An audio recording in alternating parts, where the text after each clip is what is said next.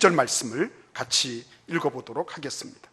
여호와께서 모세에게 말씀하여 이르시되 이스라엘 자손에게 명령하여 내게 예물을 가져오라 하고 기쁜 마음으로 내는 자가 내게 바치는 모든 것을 너희는 받을지니라. 아멘. 이게 헌금하라는 말씀이지 이게 뭘 의식을 뭘 바꾼다는 말씀인가 이렇게 생각하실 수 있습니다. 저도 역시 이 말씀을 처음 묵상할 때는 이거는 가지고 있는 걸 하나님께 드리라는 그런 헌물에 대한 말씀이구나 이렇게 처음에 이해하고 넘어갔었어요.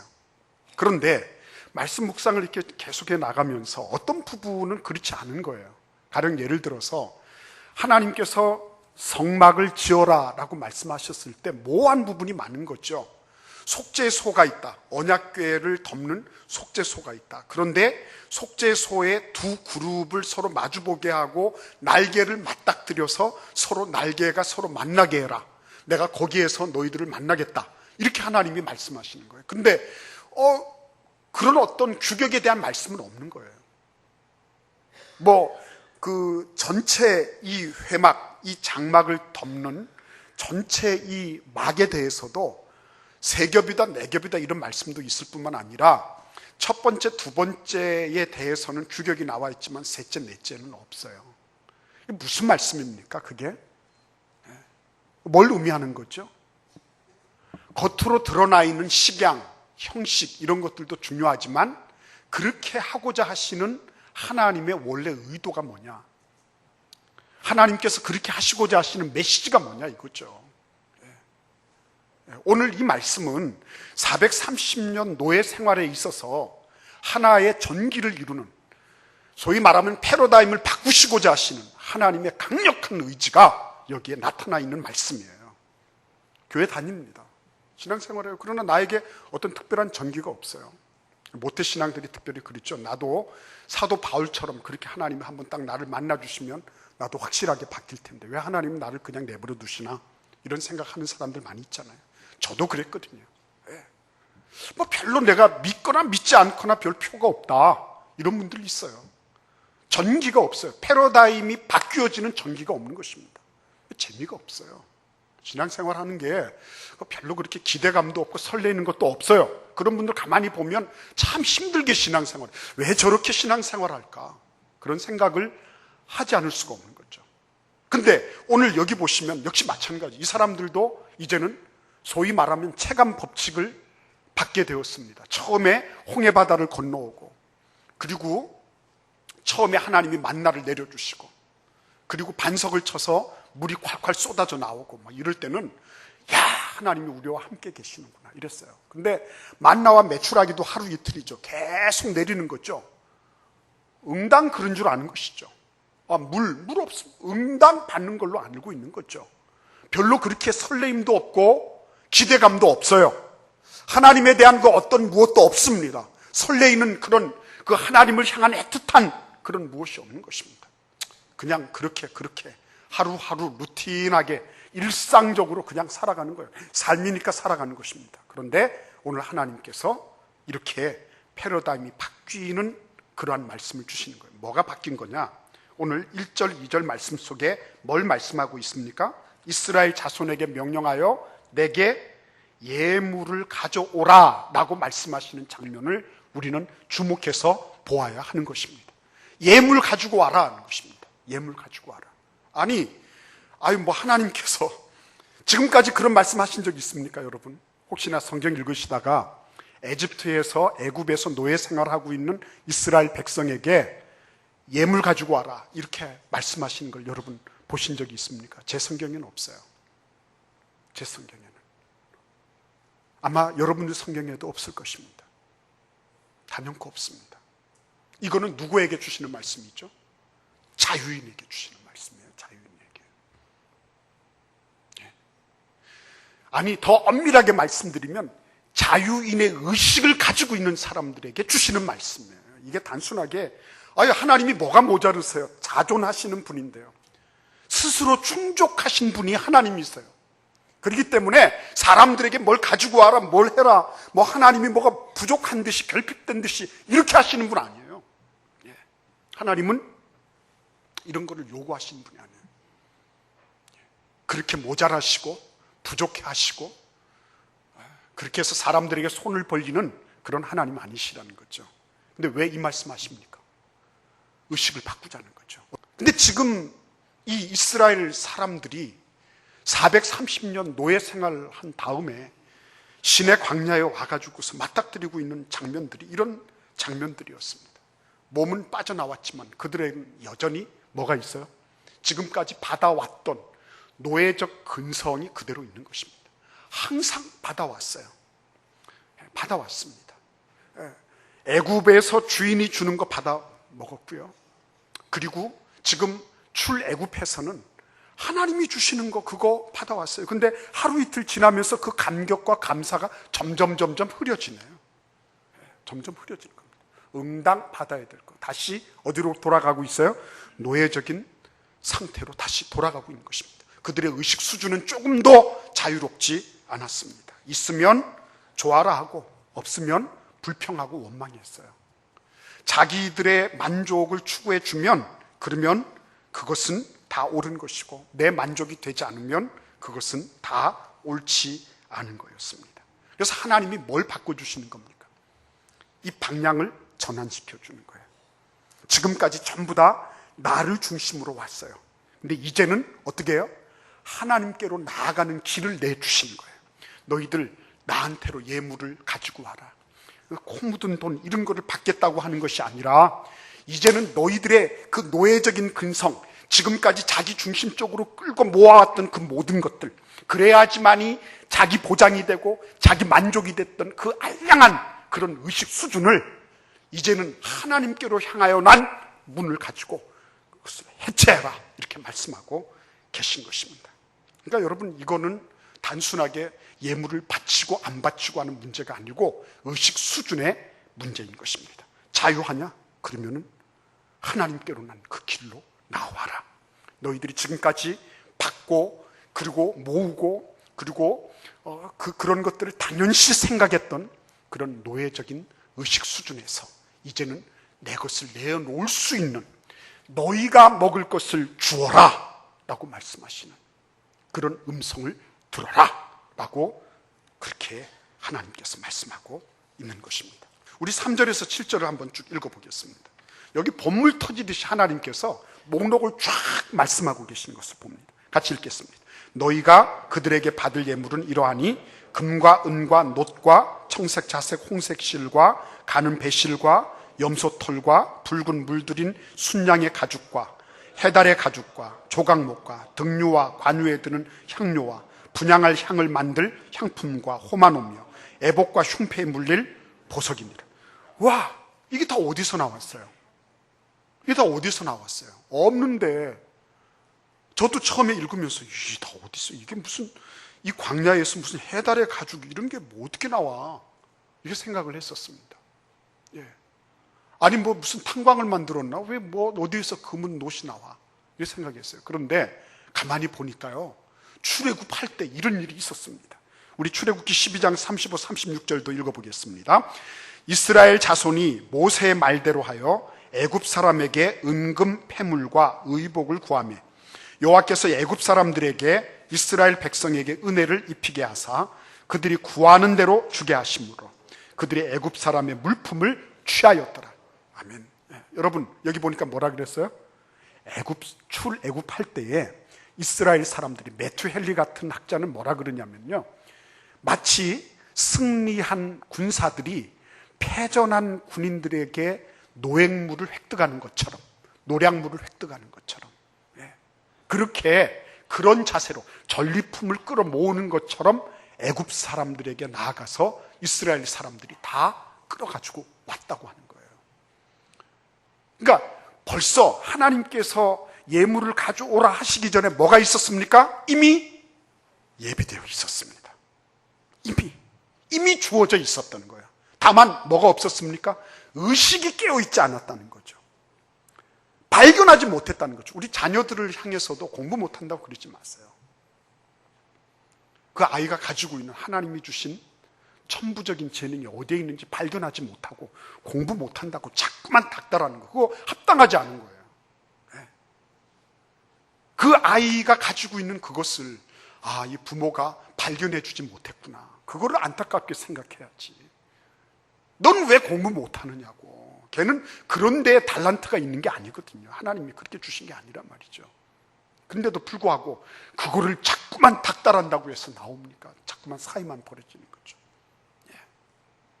여러분, 지금 내가 발견하지 못한 것을 없다고 그렇게 추단하지 말자는 것입니다. 예. 나에게 지금 발견되지 않은 것 밖이지, 그것뿐이지 없는 것이 아니다는 것입니다. 예. 그래서 여러분, 참 놀라운 그런 말씀이 있어요. 그러니까 하나님께서 우리를 향해서 그냥 그냥 뭐든지 하나님이 막 욕심스럽게 탐욕스럽게 막 그냥 가져와서 하나님이 배를 채우시려고 하는 것과 같은 그러한 느낌을 가지고 있는 그런 세상 사람들 많이 있습니다. 그렇지 않습니다. 오늘 이 말씀을 가만히 한번 보시기를 바랍니다. 지금 하나님께서 뭘 말씀하십니까? 우리 8절을 같이 읽어보겠습니다. 내가 그들 중에 거할 성소를 그들이 나를 위하여 짓되 그랬습니다. 이 모든 걸 다 가져와서 뭘 하자는 것입니까? 하나님의 성소를 짓자고 하는 것입니다. 하나님의 성소. 그러니까 하나님의 성소는 어떤 곳이라 그랬죠? 내가 그들 중에 거할 곳이라 그랬어요. 이 말씀은 어떤 뜻입니까? 내가 그곳에만 계시겠다고 하는 것입니까? 아니죠. 그곳에서 하나님의 백성을 만나는 곳으로 삼으시겠다는 것입니다. 이것을 장막이라 그러고 회막이라고 얘기를 하는 이유가 거기에 있는 것입니다. 회막, 미팅 플레이스예요. 그곳에서 만나주시는 것입니다. 만나주시는 거예요. 그런데 이 만나주시는 것을 어떻게 합니까? 의식이 바뀌어졌어요. 패러다임이 바뀌어졌습니다. 지금까지 나를 중심으로 해서 긁어 모으는데 급급했던 노예적 삶을 살아왔던 이스라엘 백성들이었어요. 근데 이제는 내 것으로부터 내가 가지고 있는 것으로부터 그것을 감히 하나님께 내어드릴 수 있는 자유인의 모습으로 이들이 업그레이드 됐습니다. 뿐만 아니라 지금 여기에서 말씀하고 있는 것은 무엇입니까? 누구를 위하여 지으라고요?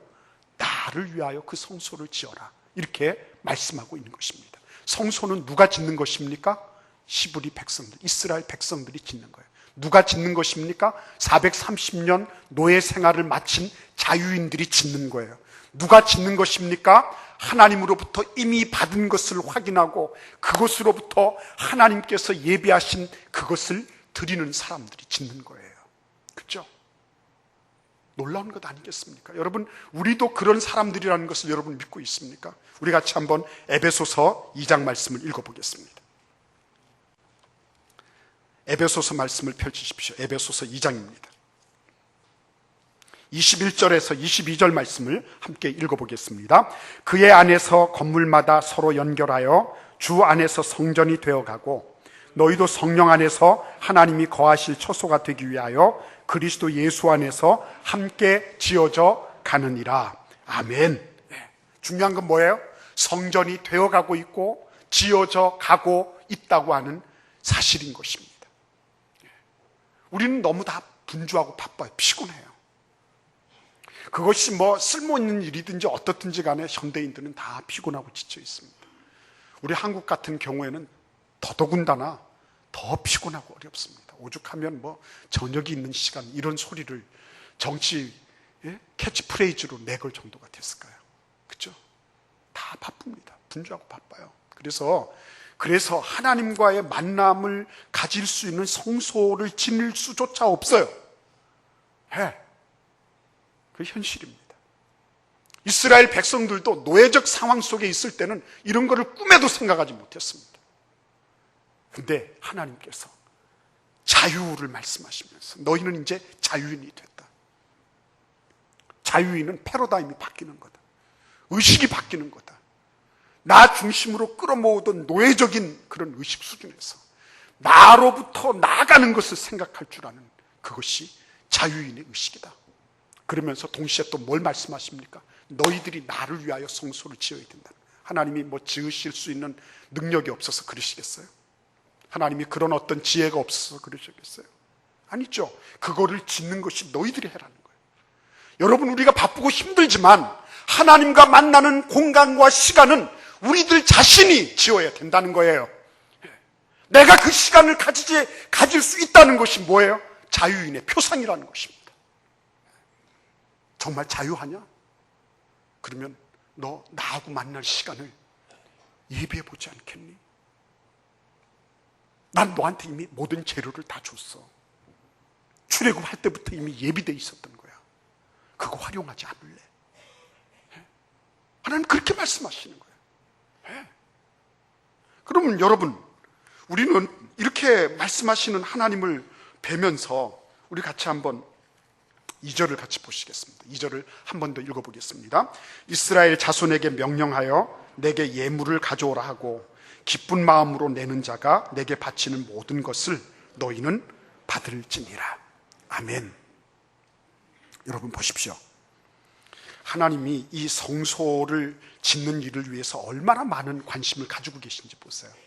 예물을 가져오는데, 예물이라는 게 뭡니까? 고마움을 나타내거나 예의를 갖추기 위해서 드리는 돈이나 물건을 예물이라 그래요. 근데 이것을 가지고 와라. 예의를 갖춘 물품을 가지고 와라. 너희들은 자유인이기 때문이다 라고 말씀하시면서 동시에 뭘 말씀하세요? 마음도 가지고 와라 라고 말씀하시는 거예요. 마음도. 예물만 아니라 무엇도 받으시겠다는 것입니까? 마음도 받으시겠다는 거예요. 기쁜 마음, 즐거운 마음으로 가지고 와라. 이렇게 말씀하시죠. 두 가지를 가지고 나오는 거예요. 이 두 가지가 뭐예요? 자유인이 가지고 나오는 거란 말이에요. 노예에게는 하나님이 그런 요구를 하신 적이 없어요. 지시를 하신 적이 없어요. 근데 자유인에게만 하나님이 그렇게 말씀하시는 거예요. 땀 흘리고 봉사하면서도 기뻐할 수 있는 마음, 그건 자유인이 누리는 거예요. 자유인만 누릴 수 있는 그 특권입니다. 내가 지금 하나님 앞에 고난 중에 있어도 즐거워할 수 있는 거. 이 하나님의 손아귀에 있는 거야. 내가 비록 이런저런 소리를 듣고 이런저런 오해와 편견에 시달리지만 그러나 하나님께서 이 모든 것들도 하나님의 능력의 손에 붙잡고 계셔. 난 하나님께 다 맡겼어. 그래서 즐거워할 수 있는 마음.